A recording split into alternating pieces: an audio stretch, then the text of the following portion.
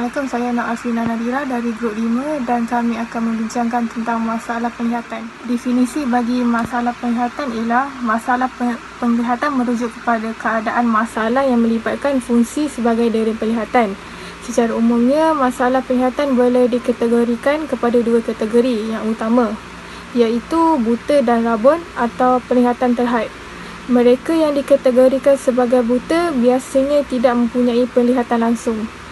Kecacatan penglihatan atau buta adalah sejenis kecacatan fizikal di mana sebahagian daripada alat-alat panca indera telah rosak, sama ada rosak teruk atau mengalami kehilangan yang sedikit. Terdapat beberapa jenis masalah penglihatan, antaranya ialah tahap sederhana.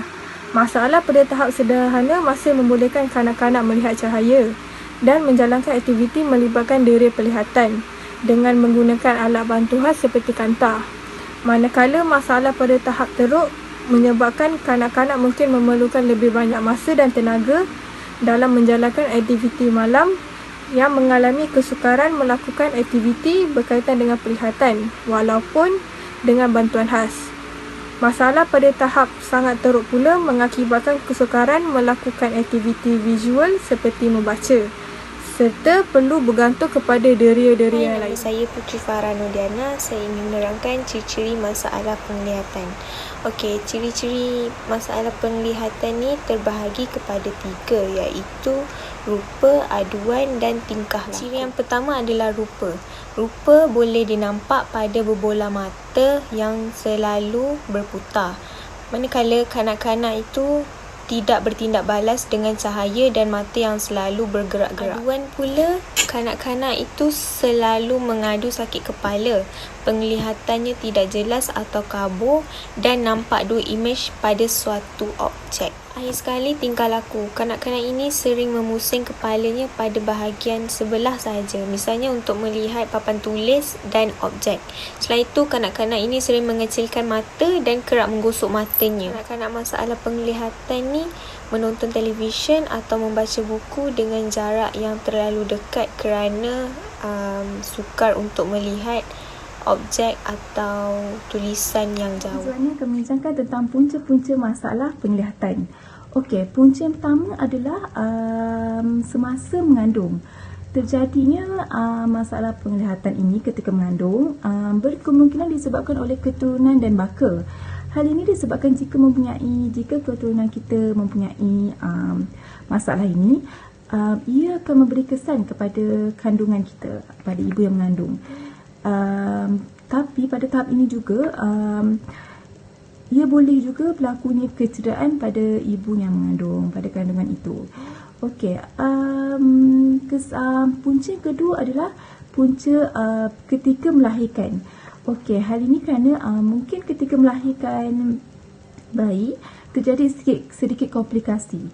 Antaranya adalah bayi yang dilahirkan lambat pada tarikh yang ditetapkan, pada tarikh yang sepatutnya dilahirkan, tapi bayi itu lambat sedikit pada tarikh tersebut, ataupun bayi yang dilahirkan itu tidak cukup bulan. Ini juga adalah menjadi punca kepada terjadinya masalah kecacatan ini. Okey, punca yang ketiga adalah punca selepas kelahiran. Okey, punca selepas kelahiran ini ialah rubella. Penyakit ini boleh menyebabkan ibu yang mengandung mengalami keguguran ataupun bayi yang dilahirkan itu mengalami kecacatan. Okey, ianya berlaku kecacatan yang digelar sebagai rubella congenital, di mana bayi yang lahir akan mengalami kecacatan mata. Kecacatan akan lahir masalah, bayi yang lahir itu akan mengalami masalah penglihatan mata lah. Kerana menurut KKM, seramai dalam lebih kurang 100 bayi yang dilahirkan kepada ibu yang mengandung dijangkiti oleh virus rubella congenital. Jadi dalam masa 3 bulan pertama, bayi yang dilahirkan itu akan mengalami kecacatan ini, akan mengalami masalah kecacatan ini. Jadi ada 3 punca, antaranya pertama adalah semasa mengandung, kedua adalah ketika melahirkan, ketiga adalah selepas melahirkan. Kesimpulan daripada grup kami iaitu masalah penglihatan ialah masalah penglihatan ini perlu diambil berat oleh mana-mana pihak. agar mereka tidak ketinggalan dalam segi pendidikan atau bidang lain.